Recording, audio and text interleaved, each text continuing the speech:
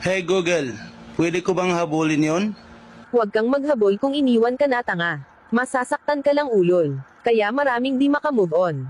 Dahil iniwan na nga maghahabol pa. Pag iniwan ka, senyales na yun na hindi ka gustong panghabang buhay. Kaya huwag kang tanga. Naku po Google, kunti lang yung tanong ko, ang dami mo namang sinabi Personalan na yan O ito na lang Google, ibahin ko na lang yung tanong ko kasi iba naman yung tinutumbok mo Baka makasagot ito na lang. Pwede ba akong sumiksik dito Google? Huwag mong ipagsiksikan ang sarili mo, bobo.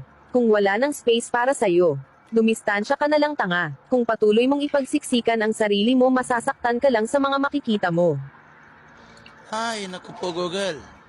Ayan ka na naman, pinipersonal mo na naman ako sa mga sagot mo niyan Parang tinatamaan ako Hindi naman yan yung tanong ko pero parang pinaparinggan mo yung mga nanonood Marami kasing tanga sa mga nanonood Iniwan na nga, naghahabol pa. Sa bagay, tama ka Google. Ayan guys, huwag tayong tanga. Kasi pati si Google alam niyang tanga tayo Iniwan na nga tayo, maghahabol pa tayo. Wala na nga tayong space na ipagsiksikan pa natin yung sarili natin. Kaya huwag tayong tanga mga guys.